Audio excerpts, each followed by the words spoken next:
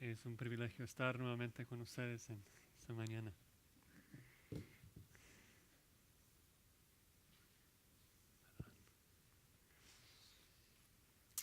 Eh, la distribución de una herencia puede ser algo muy compleja, ya que involucra a muchos factores. Primero hay que probar la muerte del testador, presentar el certificado de defunción. Luego hay que probar la autenticidad del testamento, hay que probar de que el testador es quien lo escribió y lo firmó. Más fácil si lo firmó delante de un notario público, obvio. También se debe de confirmar quiénes son los herederos. Ellos tienen que presentar identificación legal que indica que ellos son los herederos que el testamento estipula y nombra. Luego hay que definir qué es la herencia. O sea, si el testador era muy pobre es fácil, pero si tenía muchas posesiones y hay varios herederos, hay que vender a veces propiedades y dividir las ganancias. Es muy, muy complejo. Y por eso se nombra un albacea o un testamentario. El albacea es la persona encargada de garantizar de que la voluntad del difunto se logre. Es decir, ya que el testamento solamente se pone en vigencia con la muerte del testador, otra persona tiene que encargarse de llevar a cabo la transferencia de la herencia a los herederos. Suena complejo, ¿no? Qué bueno que no somos abogados. Eh, y ya que involucra mucho dinero, también involucra mucho fraude y corrupción. Personas fingen su muerte. Personas fingen ser herederos cuando no lo son. Albaceas que roban la herencia de los herederos genuinos. Y no es siempre tan fácil que la corte determine quién tenga la razón. Y el gran problema en todo esto es de que el muerto simplemente no puede garantizar de que sus deseos se cumplen, porque está muerto. Todo su dinero, todo lo que ha trabajado toda su vida para ganar y ahora está en las manos de otro. Sin embargo, la herencia divina es completamente diferente. En la explicación que el autor de Hebreos nos da en Hebreos 9, Cristo funciona como el testador de la herencia divina, ya que Él mismo es Dios. Lo primero que se requiere es la prueba de que el testador ha muerto. Y eso es seguro porque Cristo murió frente al juez del universo y presentó su sangre en el santuario celestial. Los herederos son los que Dios ha llamado a salvación, los que ansiosamente esperan la herencia, el regreso de Cristo. En cuanto a la distribución de la herencia, no hay dificultad porque la herencia divina es eterna e infinita. No hay que pelear en cuanto a cómo dividirla, pues todos recibimos todo. Y más importante, ya que Cristo se resucitó después de morir, es el primero y el último en la historia que puede funcionar tanto como el testador como el albacea del testamento divino. Él puede garantizar que los herederos recibamos la herencia, ya que hoy aboga a nuestro favor en la corte divina. Así que si no lo has hecho ya, por favor vayan conmigo a Hebreos 9. Estaremos empezando en el versículo 15. Hebreos 9, versículo 15, donde vamos a ver 4 pruebas de la vigencia del testamento divino que nos impulsarán a dar gracias a Dios por la gran herencia que es nuestra en Cristo. Las 4 pruebas es de que el Nuevo Testamento entró en vigencia con una muerte estándar, normal, así como cualquier otro pacto o testamento. Segundo punto, el Nuevo Testamento entró en vigencia con una muerte similar a la forma que se ratificó el antiguo pacto. Tercero, entró en vigencia con una muerte superior, ¿no? Porque la muerte de Jesucristo es mucho superior que la muerte de los animales del antiguo pacto. Y finalmente una muerte singular, porque Cristo murió una vez para siempre para salvarnos. Así que si estás tomando notas, una muerte estándar, similar, superior y finalmente singular. Leamos el texto, hermanos, Hebreos 9, de los versículos del 15 al 28. Así que por eso es mediador de un nuevo pacto, para que interviniendo muerte para la remisión de las transgresiones que había bajo el primer pacto, los llamados reciban la promesa de la herencia eterna. Porque donde hay testamento, es necesario que intervenga muerte del testador, porque el testamento con la muerte se confirma, pues no es válido entre tanto que el testador vive. De donde ni aun el primer pacto fue instituido sin sangre, porque habiendo anunciado Moisés todos los mandamientos de la ley a todo el pueblo, tomó la sangre de los becerros y de los machos cabríos, con agua, lana escarlata y hisopo, y roció el mismo libro y también a todo el pueblo, diciendo, esta es la sangre del pacto que Dios os ha llamado. Además de esto, roció también con la sangre el tabernáculo y todos los vasos del ministerio, y casi todo es purificado según la ley con sangre. Y sin derramamiento de sangre no se hace remisión. Fue pues necesario que las figuras de las cosas celestiales fuesen purificadas así, pero las cosas celestiales mismas con mejores sacrificios que estos. Porque no entró Cristo en el santuario hecho de mano, figura del verdadero, sino en el cielo mismo, para presentarse ahora por nosotros ante Dios. Y no para ofrecerse muchas veces, como entra el sumo sacerdote en el lugar santísimo cada año con sangre ajena. De otra manera, le hubiera sido necesario padecer muchas cosas desde el principio del mundo. Pero ahora, en la consumación de los siglos, se presentó una vez para siempre por el sacrificio de sí mismo para quitar de en medio el pecado. Y de la manera que está establecido para los hombres que mueran una sola vez y después de esto el juicio, así también Cristo fue ofrecido una vez para llevar los pecados de muchos, y aparecerá por segunda vez sin relación con el pecado para salvar a los que le esperan. Amén. Amén. Entonces el primer punto es de que el nuevo pacto entró en vigencia con una muerte estándar, así como cualquier otro pacto o testamento. De hecho, el texto empieza con las palabras así que. Así que es una buena excusa para que el predicador repase lo que vimos en la semana pasada. Porque el autor dice de que Cristo es el mediador de un nuevo, mejor pacto.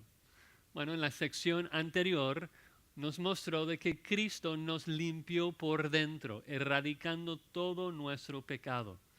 Y ahora, con el pecado borrado, podemos vivir en la misma presencia de Dios, sin el velo de separación que hubo bajo el antiguo pacto. Sin ese velo, entonces la vida cristiana se vive dentro de la presencia de Dios, dentro del lugar santísimo. Nosotros, siendo sacerdotes, debemos entonces servir constantemente a Dios. ¿Cómo servimos a Dios como sacerdotes? La Biblia es clara. Un texto sería Romanos 12, que debemos presentar nuestros cuerpos en sacrificio vivo a Dios. Todo lo que hacemos, lo hacemos en su presencia santa, así que debemos hacerlo para buscar agradarle a Él, ¿no? Que todo lo que hagamos sea un olor fragante a Dios. O sea, si estamos lavando trastes, si estamos manejando, si estamos trabajando, todo lo que hacemos debemos hacerlo en un acto de adoración hacia Dios, porque todo lo que hacemos lo hacemos sin el velo, lo hacemos en la presencia de Dios mismo. Entonces esto hace que Cristo sea el mediador de un mejor pacto, un nuevo pacto. Y creo que esas son palabras que conocemos, mediador, pacto. O sea, mediador se trata de una persona que intercede, que media entre dos grupos. Sabemos de que existe un solo mediador entre Dios y los hombres, 1 Timoteo 2:5, que es Jesucristo hombre. Ni María ni los santos pueden interceder por ti, solamente Cristo puede hacer esto, es el único mediador. También conocemos la palabra pacto, se trata de un acuerdo serio entre dos grupos. Pero ahora el autor quiere usar esos términos y expandir un poco nuestra comprensión. diciéndonos de que un pacto en esencia es un testamento. Mejor dicho, un testamento es una especie particular de un pacto. La pregunta es, ¿cómo es que el autor llegó a hacer esta comparación? La verdad es que era fácil porque en griego es la misma palabra. Lo menciono porque la mayoría de sus Biblias lo dicen, una nota al pie de página, de que la palabra allí pacto en el versículo 15 es la misma palabra en el versículo 16 que se traduce como testamento, ¿no? Estamos hablando no necesariamente de que un pacto y un testamento son idénticos, sino de que un testamento, como dije, es un tipo específico de un pacto. Pero son bastante similares, en particular cuando pensamos en los pactos del Antiguo Testamento, en los tiempos de antaño, porque en los tiempos del Antiguo Testamento los pactos más serios siempre se ratificaban con una muerte. Recuerdan allí por ejemplo, Génesis 15, cuando Dios hace un pacto con Abraham que le obliga a matar varios animales, un becerro, un macho cabrío, varias aves y luego partirlos, y Dios caminó por dentro de los animales muertos.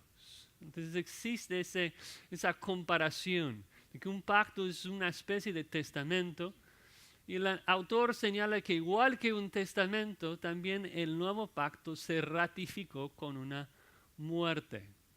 Observan allí en el 15, dice de que Cristo es mediador de un nuevo pacto para que interviniendo ¿qué? Interviniendo muerte. Y ahí es la clave, lo que efectuó nuestra redención, lo que pagó el rescate por nuestras transgresiones fue una muerte. De que Cristo pagó su vida, derramó su sangre para rescatarnos, para comprar a los llamados. Pero como siempre hace, el autor también quiere hacernos ver la superioridad del nuevo pacto, así que nos hace ver de que el antiguo pacto no es lo que salvó a la gente del antiguo pacto. No es de que Adán, Abraham, Moisés, David fueron salvados por los sacrificios de los animales del antiguo pacto. No. Dice que lo que salvó a la gente, ven ahí, a la mitad del versículo 15, la gente que había bajo el primer pacto, lo que salvó a ellos fue la muerte de Cristo. Es algo que toda la Biblia enseña. Romanos, por ejemplo, 3:25, Pablo habla de que en el Antiguo Testamento Dios pasaba por alto las transgresiones de ellos, esperando hasta la venida de Jesucristo para que Él pudiera redimirlos, erradicar sus pecados en la cruz. Entonces, el Antiguo Pacto, Dios estaba pues cubriendo sus pecados involuntarios, esperando hasta que Cristo pudiera venir y erradicar no solamente los pecados involuntarios, sino, dice, las transgresiones, ¿no? La rebelión nuestra. Todo el pecado, toda la transgresión que había bajo el primer pacto, Dios lo limpió con la muerte de Cristo en el nuevo pacto. Entonces esto hace de que el nuevo pacto y por tanto el mediador del nuevo pacto sea sumamente superior. Algo aún más es de que esta herencia se llama una herencia eterna. Una herencia eterna. Cuando pensamos en una herencia es lindo porque primero una herencia no es algo que el heredero determina o gana. Una herencia es algo que solamente el testador hace. Es una promesa unilateral, ¿no? El heredero no lo escribe. Es algo que Dios promete a sus hijos, ¿no? Ahora, ¿qué es lo que Dios decidió dar a sus hijos? Una herencia eterna, por ende es infinita. La herencia se trata de ese bendito día cuando nosotros reinaremos eternamente con Cristo, con nuevos cuerpos, en una nueva ciudad, sobre una nueva tierra, sin pecado, sin dolor. Es una herencia entonces infinita, increíblemente imaginable, ¿no? De hecho, Pablo lo ve tan grande, o sea, riquezas tan inimaginables, que él ora por los efesios en Efesios 3, dice, oro por ustedes para que Dios les ilumine, para que abran su entendimiento, para que entiendan las riquezas de la herencia en Cristo Jesús, porque es algo tan grande que nosotros ni somos capaces de comprender. Qué lindo es la herencia que Dios nos ha comprado en Cristo Jesús. Bueno, siguiendo con la ilustración ahí de que un pacto es semejante a un testamento, dice ahí en el versículo 16, donde hay testamento es necesario que intervenga muerte del testador, porque el testamento con la muerte se confirma, pues no es válido entre tanto que el testador vive. Y el punto es sencillo, ¿no? ¿Cuándo es que un testamento entra en vigencia? Pues cuando el testador muere. No es válido hasta ese momento. Pero pensemos en eso porque es maravilloso. En la misma manera en que no es válido hasta la muerte del testador, entra en vigencia en el momento que el testador muere. Entonces, si nosotros nos preguntamos cuándo es de que el nuevo pacto entró en vigencia, la respuesta es el momento que Cristo murió en la cruz. ¿Cuándo es de que los herederos del testamento divino llegan a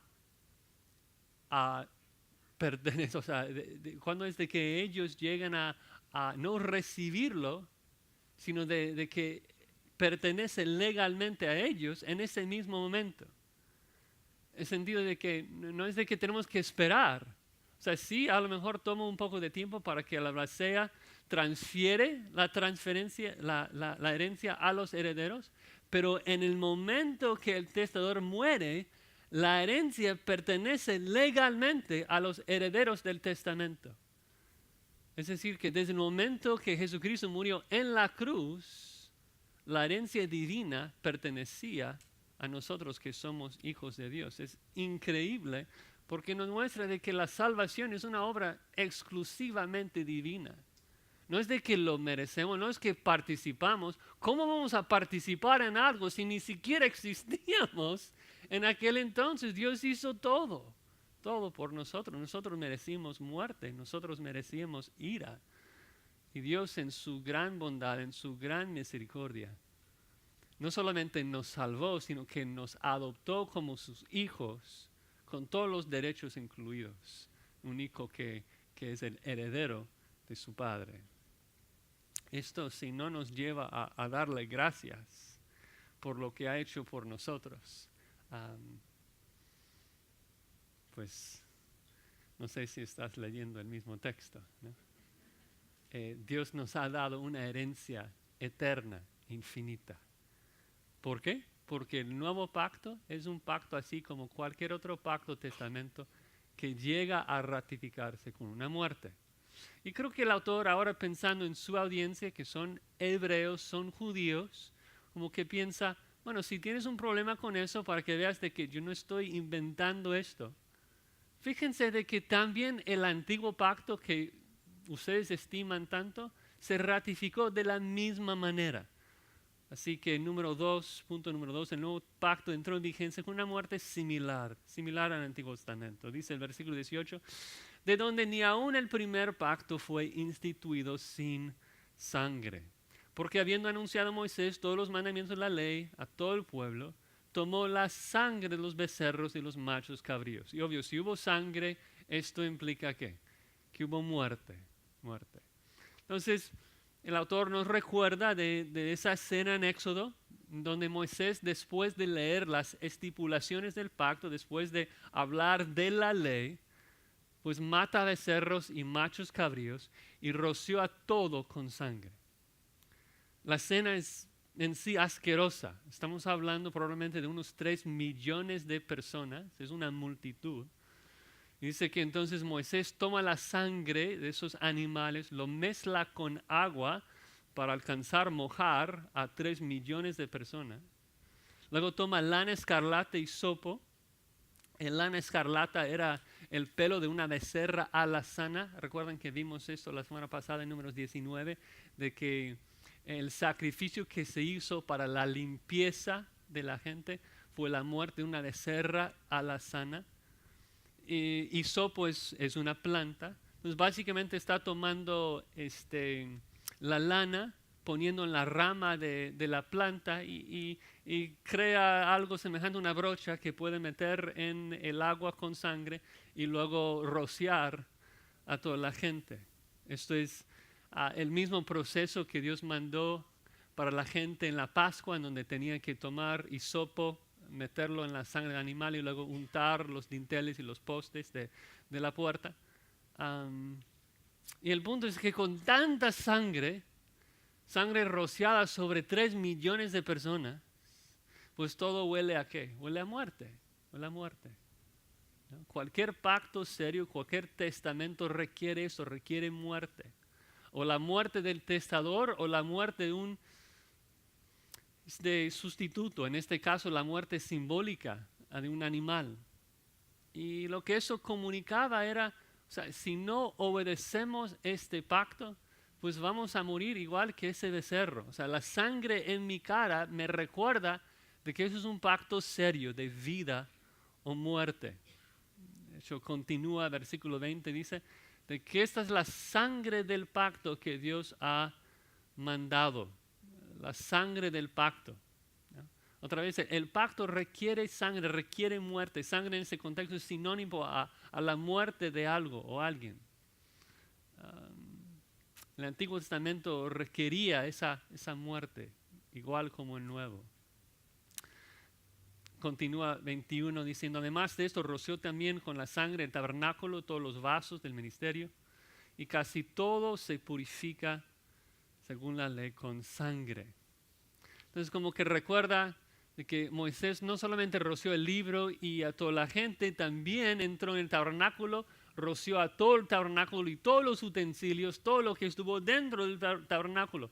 Y como que llega a la conclusión, bueno, o sea, si voy a enumerar absolutamente todo lo que Moisés roció con sangre, va a ser una lista interminable. Mejor digo, o sea, casi todo se purifica en la ley con sangre para cubrir todo. Pero la pregunta del billón es, o sea, ¿por qué? ¿Por qué hay que rociar sangre sobre todo? Porque otra vez es como que es asqueroso pensar en esto. O sea, ¿te imaginas cómo huele estar en un desierto, con el calor del desierto y tener sangre en la cara y en la ropa de 3 millones de personas? O sea, feo. Todo huele a muerte. Pero todo es necesario porque sin derramamiento de sangre no se hace remisión. Si no te gusta, pues no importa, no hay otra solución, no hay otro remedio, es la única manera. Nuestro pecado demanda ¿qué? Demanda muerte, demanda sangre. La paga del pecado es muerte. Si alguna vez en tu vida has desobedecido a Dios, si alguna vez en tu vida has robado, mentido, codiciado, es porque mereces que tu sangre sea derramado. Mereces la muerte. Es lo que Dios dice. En el día que peques, ciertamente que morirás. Y tener sangre ahí en tu cara tenía el propósito, o sea, tener el olor de la sangre en tu nariz, recordarte de eso. Si yo peco contra la ley, será mi sangre la que se derrama. Pero aún así, la gente no pudo. Aún con ese recordatorio, la gente no pudo y toda la gente, igual que nosotros, pecamos. Así que todos merecemos muerte. ¿No? Tiene que haber muerte. La única manera en que podamos ser liberados de la condenación es si alguien muere. Obvio, el texto no lo menciona todavía, pero sabemos de que Cristo es quien murió por nosotros y que con su sangre sí se hace remisión. Con su sangre la deuda se cancela. ¿No? Así que otra vez demos gracias a Dios por lo que Cristo ha hecho por nosotros, en que Él cumple con todo lo que los sacrificios del antiguo pacto no pudieron lograr, que era erradicar nuestro pecado. Pero ahora, como que el autor ha probado, bueno, el nuevo pacto entró en vigencia y así como cualquier otro pacto, testamento con una muerte, Esto fue similar al antiguo pacto, pero no quiere dejarnos la impresión de que el nuevo pacto es similar al antiguo pacto. O sea, es similar en el sentido de que son pactos los dos. Pero en cuanto al contenido del pacto, el nuevo pacto es sumamente superior al antiguo pacto. Entonces, el tercer punto, el nuevo pacto entró en vigencia con una muerte superior. Versículo 23 dice lo siguiente: fue pues necesario que las figuras de las cosas celestiales fuesen purificadas así, pero las cosas celestiales mismas con mejores sacrificios que estos. Las figuras de las cosas celestiales se refiere al tabernáculo terrenal. Recuerdas que el autor nos ha explicado de que el tabernáculo terrenal Moisés lo edificó en base al patrón que Dios le mostró en el monte. El tabernáculo terrenal fue una copia del tabernáculo celestial. Entonces el autor llega a la conclusión, está pensando, bueno, si las cosas físicas del templo y tabernáculo terrenal fueron purificados con la sangre de animales, pues seguro el santuario celestial tiene que ser purificado con algo mejor. ¿Te imaginas de que hisopo y sangre de un becerro va a entrar en el cielo? Como que no es lógico, tiene que ser un sacrificio superior. Estaba pensando en esto ayer, estuvimos lavando el coche, los niños y su servidor, y tú sabes, en ese calor, después de limpiarlo, tienes que secarlo así rápido, ¿no? Entonces sacamos unos trapos así feos de la casa para limpiar el coche. Y estoy pensando, entrando en la casa, mi esposa está ahí lavando trastes y digo, o sea, ¿qué va a pensar mi esposa si después de lavar el coche con esos trapos sucios dentro y le ofrezco, oye amor, sacamos tus mejores platos con... O sea, como que no tiene sentido porque los platos son más finos, más preciosos, no se puede limpiar con lo mismo. De que es imposible, es como que el autor dijera, no vas a limpiar el cielo con el trapo feo y sucio de hisopo, con la sangre de un becerro. Es inconcebible que esto entre en el cielo. Tiene que ser algo sumamente mejor y superior. Pero eso nos guía a la pregunta que en mi opinión fue la más difícil en este texto. Y es esta. Entiendo por qué el tabernáculo terrenal tenía que ser purificado con sangre, pecadores, o sea, acá en la tierra. Pero, ¿por qué es de que el tabernáculo celestial debía ser purificado? O sea, Dios lo hizo, no fue hecho de manos, Dios lo hizo de manera directa. No hay pecadores allí en el cielo. O sea, la única vez que hubo pecado en el cielo fue Satanás. Eso está muy lejos del contexto acá. ¿Qué está pasando? Y pues no pude encontrar respuesta hasta buscarla en el contexto donde normalmente lo está. En el versículo que sigue, versículo 24, donde nos habla de qué es lo que Cristo hace ahí en el tabernáculo celestial. Ven ahí que no entró Cristo en el santuario hecho de mano, figura del verdadero, sino en el cielo mismo. ¿Y qué es lo que Cristo hace allí? Se presenta ahora por nosotros ante Dios. Vamos a llegar allí en un segundo, pero antes hablar de lo que viene antes, de que santuario hecho de mano, figura del cielo. Dice que Cristo no entró en el santuario físico hecho de mano. Cristo no entró en la copia, entró en algo mejor, entró en el real, en el verdadero. Y la palabra allí que dice figura significa copia, significa representación. El diccionario menciona las esculturas que hacen de cera. Ustedes han visto eso, ¿no? De que hay museos y el museo está lleno de esculturas hechas de cera de personas, ¿no? Entras ahí, ves el presidente, ves a la gente importante ahí, esculturas, pero de cera, o sea, inanimada, sin vida. Esto es como una representación del real, ¿no? El templo, el tabernáculo físico es, o sea, es una copia inanimada, sin vida, no tiene nada de comparación con el real. Cristo no va a ofrecerse a sí mismo en un tabernáculo así de cera, se va a presentar en el real, ¿no? Ahora, cuando Cristo entró en ese santuario celestial, en el verdadero, ¿qué hace ahí? Dice que se presenta por nosotros en la cara de Dios, delante de Dios. Y creo que la clave es de que ese verbo se presenta, es un verbo técnico de abogados. Se refiere a la presentación formal de cargos o de evidencia a favor o en contra de alguien. Entonces el punto es esto. El testador es Cristo Jesús. El testador murió. Pero la historia no se queda allí, porque Cristo no quiso delegar la responsabilidad del albacea a otra persona. Cristo quiere garantizar de que sus herederos seguro van a recibir la herencia. Entonces Él se resucita para trabajar como albacea del testamento y se presenta entonces delante de Dios para asegurar de que vamos a recibir la herencia. ¿Y qué es lo que un abogado hace para ganar un caso? Se presenta delante del juez evidencia.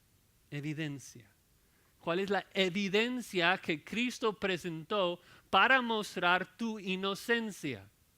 Para mostrar que mereces la vida eterna. Cristo presentó su sangre, limpió el tabernáculo porque allí trajo su sangre. Ahí la presentó como evidencia del juez, evidencia de que ya pagaste por todos tus crímenes y que debes ser liberado.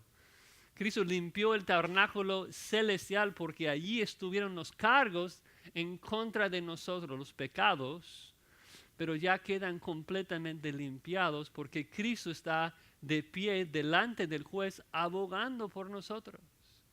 Cristo está delante del juez como un cordero inmolado.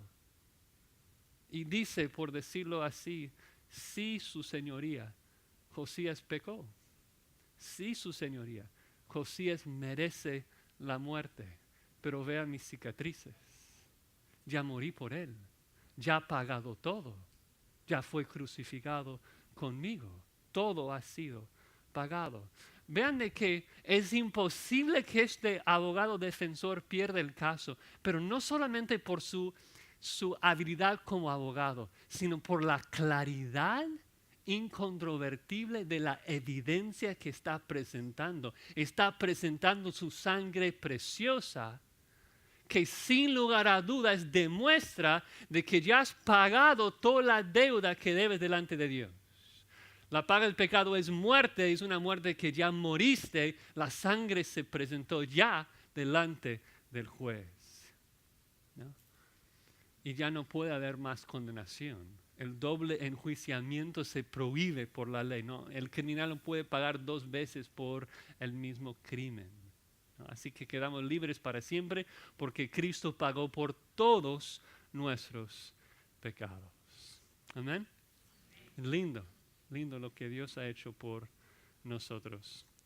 Una última razón de por qué debemos darle gracias. El nuevo pacto no solamente es superior porque se hizo en el santuario celestial, sino porque también se llevó a cabo, se ratificó con una muerte singular, no los millones de sacrificios inefectivos del antiguo pacto. Versículo 25 dice lo siguiente: y no para ofrecerse muchas veces como entra el sumo sacerdote en el lugar santísimo cada año con sangre ajena. Cristo no tuvo que ofrecerse muchas veces, tuvo que hacerlo una sola vez, ¿no?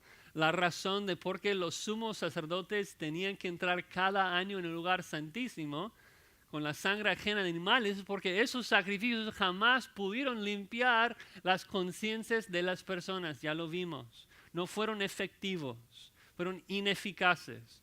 El autor constantemente nos recuerda del porqué, de que los sumos sacerdotes del Antiguo Testamento entraron en el lugar santísimo con pecado propio y con sangre ajena.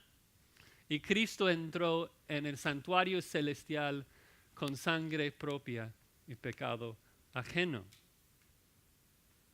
Sería ridículo si después de hacer esto Cristo tuviera que repetirlo. Sería decir que fue ineficaz. Dice el versículo 26, es más aún ridículo porque si Cristo tuviera que morir como los animales del antiguo pacto, hubiera tenido que morir cada año, desde el principio del mundo. Dice, de otra manera hubiera sido necesario padecer muchas veces desde el principio del mundo. Eso es imposible. Desde Adán hubiera tenido que morir cada año. Es inconcebible. ¿Por qué? Porque Dios ha establecido una ley. ¿Y qué es la ley? Versículo 27. ¿Cuántas veces muere la gente? La gente muere una vez. No mueren 2 veces, no mueren 3 veces, no mueren cada año desde Adán. Es imposible. De la manera que está establecido para los hombres que mueran una sola vez y después de esto el juicio. Hay 2 cosas en la agenda de cada persona. Muerte y luego, de manera inmediata, juicio.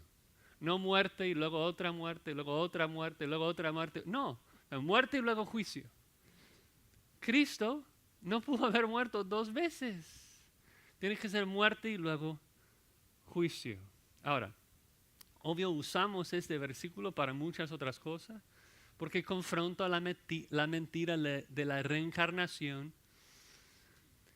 Los hombres mueren una sola vez, ¿no? Salmo 139 dice que esto está establecido, ¿no? Dios ya escribió en su libro los días que te ha regalado. Después de esto, muerte, nada de reencarnación. Pero otra vez el punto del contexto es diferente. Está mostrando la finalidad de la muerte de Cristo, de que murió una sola vez y no puede haber nada más entre la muerte y la presentación de Dios delante de Él en el juicio. No puede haber una segunda muerte. De hecho, en el versículo 28, veremos en un segundo, dice, hay 2 cosas en su agenda, muerte, juicio. Vino una primera vez para lidiar con nuestro pecado, la segunda vez que viene será para salvarnos en nuestro juicio. Pero no, o sea, es la segunda cosa, no es de que muere y luego una segunda vez muere y luego una tercera vez algo y luego la cuarta cosa que va a hacer es salvarnos. No, la primera es morir en la cruz. La segunda cosa es salvarnos en el juicio. No puede haber nada por dentro de esas 2 cosas. La otra razón de por qué no puede haber nada y que no es necesario una segunda o tercera muerte es porque la primera muerte, la única, era eficaz. Ven ahí en el versículo 26, ahí donde dice, ahora en la consumación de los siglos, se presentó una vez para siempre por el sacrificio de sí mismo para quitar de en medio el pecado. El autor se ubica en los últimos tiempos, los últimos días, lo ha dicho varias veces. El punto es de que desde la cruz la humanidad entró en la última fase del plan de Dios. Ya no hay nada más que Dios tiene que hacer antes de la venida de Jesucristo. Por eso esperamos su venida con ansias, porque puede venir en cualquier momento. Y empezó con su muerte esos últimos días porque quitó de en medio todo el pecado. Eso habla de su eficacia. El verbo ahí quitar es otra palabra técnica de abogado, significa anulación, ¿no?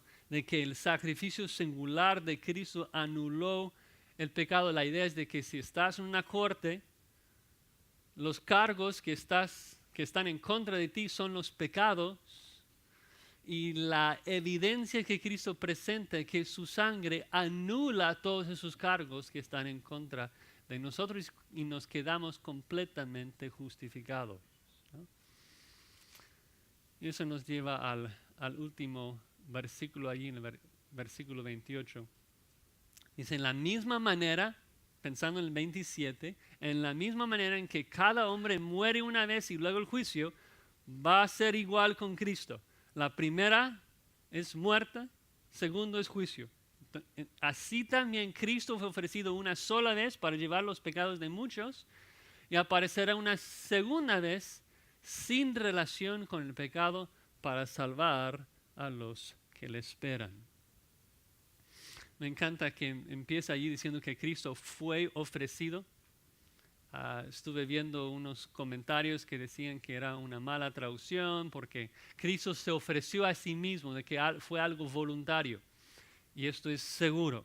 Juan 10, Cristo dijo, nadie me quita la vida, yo de mí mismo la pongo. Esto es cierto, Cristo fue a la cruz de manera voluntaria, pero no es lo que el autor está enfatizando acá. Es una excelente traducción. Está enfatizando el hecho de que el Padre ofreció a su Hijo. El Hijo fue ofrecido por el Padre. Claro que Cristo decidió ir de manera voluntaria, pero fue el Padre quien lo ofreció. De hecho, las palabras que usa ahí de que Cristo llevó nuestro pecado, parece indicar de que el autor está pensando en Isaías 53, en donde el autor dice que Cristo llevó nuestras enfermedades, de que fue herido por ¿quién? Por Dios, sacrificado por Dios, de que Jehová cargó en él el pecado de todos nosotros, de que Jehová quiso quebrantarlo. Es el Padre quien ejecuta a su Hijo, sabiendo de que esto le va a glorificar, ¿no? Y eso creo que nos ayuda a no hacer distinciones entre los miembros de la Trinidad. Hay gente que piensa de que el Padre, el juez, es santo y justo y como cuadrado, y que Jesucristo es quien nos ama y es tierno, y no es así. Son iguales en esencia, iguales en naturaleza, comparten la misma esencia. Dios por amor mandó a su Hijo al mundo, quien voluntariamente se entregó a sí mismo por ese mismo amor, son iguales. Pero el texto acá está enfatizando la eficacia de lo que Cristo hizo, de que fue ofrecido una sola vez, una sola vez. El testador no tiene que morir varias veces para que los herederos reciban la herencia. Lo hace una vez. Y por eso, si es algo tan eficaz, es algo singular también. Es un punto que el autor va a enfatizar a lo largo del capítulo 10, en donde hace un contraste entre la ineficacia de los sacrificios de los animales y la eficacia del sacrificio de Cristo. Vean ahí nada más muy rápido en Hebreos 10:11, en el capítulo siguiente. Dice, ciertamente todo sacerdote está día tras día ministrando, ofreciendo muchas veces los mismos sacrificios.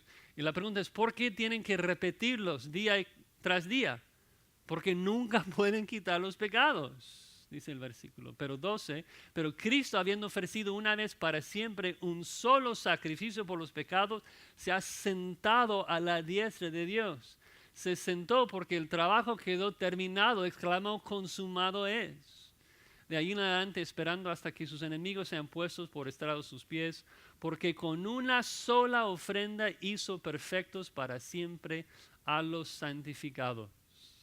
Una ofrenda y quedamos justos, declarados justos. Obvio, seguimos pecando en esta vida, pero por la cruz Dios nos ve hoy como seremos en el futuro, completamente justos y sin pecado. Es maravilloso pensar en la eficacia de la cruz. Y pensando un poco de que algunos de ustedes vienen de un trasfondo católico romano, creo que vemos un excelente contraste de esto en la misa, ¿no? De que el sacerdote sube la hostia y dice llamar a Cristo abajo, y de que la hostia se convierte en la carne de Jesucristo y hace un sacrificio incruento sin sangre, y dice de que es un sacrificio propiciatorio. De hecho, el Concilio de Trento dice de que cualquier persona que niega de que en la misa se perdona los pecados, de que es un sacrificio propiciatorio, que sea anatema. Es decir, que la Iglesia Católica Romana dice que si tú crees de que todos tus pecados fueron perdonados en la cruz, irás al infierno, porque necesitas ir a la misa para día tras día tener tus pecados perdonados. Ves que la doctrina católica romana es completamente irreconciliable con el Evangelio de las Escrituras, completamente en contra de ese texto. No puede haber, primero, remisión por el pecado sin el derramamiento de sangre. Pero segundo, el problema radica en el hecho de que no aceptan la suficiencia y la eficacia de la cruz del Calvario. ellos por su orgullo, pues no quieren aceptar la realidad de que Dios hizo todo y que no aportamos nada a nuestra salvación. Ellos quieren participar en sus obras y en sus ritos, pensar que son mejores que otros, pero esto no es bíblico. ¿Dónde estuvo Josías cuando Cristo se ofreció a sí mismo una vez para siempre para quitarme todos los pecados? ¿Dónde estuve? Ni siquiera existía. Ni siquiera existía. Y Él murió por todos mis pecados pasados, presentes y futuros. Y lo sé porque cuando Él murió en la cruz del Calvario, todos mis pecados eran futuros. Y murió por todos, borrando toda mi rebelión, todas mis transgresiones. Es maravilloso. Pero la historia no termina ahí. La última frase del 28 dice que va a ser una segunda cosa. No solamente lidió con todo nuestro pecado, no solamente ha erradicado todos nuestros pecados, sino que va a aparecer una segunda vez sin relación con el pecado para salvar a los que le esperan. Ahora, en el contexto el autor no está enfatizando la segunda venida, está probando la singularidad del sacrificio de Cristo, continuando con la idea que mencionó en el versículo 27, de que los hombres mueren y luego el juicio. Así que tiene que ser lo mismo con Cristo. Murió y después de eso no puede haber otra muerte. Después de esa muerte singular se va a presentar en el juicio. Y la pregunta es, ¿qué es lo que Cristo va a hacer ahí en el juicio? Te va a salvar. Te va a salvar, me va a salvar. Es la otra cosa que está en su agenda. No va a haber una segunda, tercera, cuarta cosa. La primera es morir por nuestro pecado. Segundo es presenciar el juicio para salvarnos completamente del pecado. Dices, ¿por qué futuro? ¿Por qué para salvar? Pensé que ya fuimos salvados. Pablo dice en Tito 3 de que Dios nos salvó. Y eso es cierto en el sentido de que Dios ya nos ha perdonado en todos nuestros pecados, ya somos justificados. Pero la salvación, hermanos, es un paquete de todo incluido. No solamente trata de la justificación, se trata de la santificación, la preservación y también la glorificación. No sé ustedes, yo soy salvo, pero no siento totalmente salvo. Sigo estando en este cuerpo de muerte. ¿No? Sigo con pecado, sigo frustrado por mi pecado, sigo cansado de mi pecado. Yo espero ese bendito día cuando Cristo va a regresar y va a erradicar el pecado, no solamente en la corte divina, sino también de mi experiencia. Me va a dar un nuevo cuerpo sin pecado, sin dolor. Me va a dar una nueva morada en la nueva tierra. De eso se trata. Entonces, obvio, Cristo va a hacer muchas cosas en el juicio, va a juzgar a los impíos. El Padre le ha entregado todo juicio al Hijo. Pero para el creyente, en ese contexto, para los herederos, lo primero que Cristo hizo fue morir. La segunda cosa es presenciar el juicio para salvarnos por completo de todo el pecado. ¿No? Ahora, ¿a quiénes aplica todo esto? Puede haber muchas formas diferentes que el autor pudiera llamar y nombrar a los cristianos, herederos, hijos de Dios, los llamados. Me encanta cómo lo hace. Por definición, los cristianos, los hijos de Dios, son los que le esperan. Esperan. Es una palabra fuerte allí de ansiosamente esperar algo. Si tú no esperas de manera ansiosa el regreso de Cristo y el recibir tu herencia, el autor de Hebreos duda de tu salvación. El cristiano por definición es el que clama, Jehová, mi alma te espera, más que los centinelas la mañana, más que los vigilantes la mañana. No puedo durar acá. Estoy cansado de ese pecado, estoy cansado de este mundo. Maranatha, ven Señor por tu pueblo, sálvanos de nuestro pecado, redímenos por completo. Es el grito de cada cristiano. Si tu corazón escucha ese mensaje de la herencia que Dios te ha comprado en Cristo Jesús y no la quieres ya, es porque tu corazón está muerto para las cosas de Dios. Porque los cristianos, los redimidos, los hijos de Dios, somos los que ansiosamente esperamos a recibir a nuestro Señor y Salvador Jesucristo. Tantos motivos de adoración, hermanos. Dios nos ha ganado una herencia increíble en Cristo Jesús. No es una herencia pasajera, no es un dinero que puedes gastar rápido, no, es una herencia eterna. Es seguro, seguro. Es imposible que no lo recibamos. Sabemos de que en el mundo secular hay mucho pleito, muchos problemas con herencias. Un hijo muy rebelde, el padre le puede desheredar. Uno a lo mejor podría pensar, uy, si me porto muy pródigo, muy rebelde, a lo mejor Dios me va a desheredar de esa herencia. Es imposible, eso solamente puede ocurrir antes de la muerte del testador. Cristo ya murió, la herencia ya pertenece a los hijos de Dios, solamente estamos esperando recibirlo.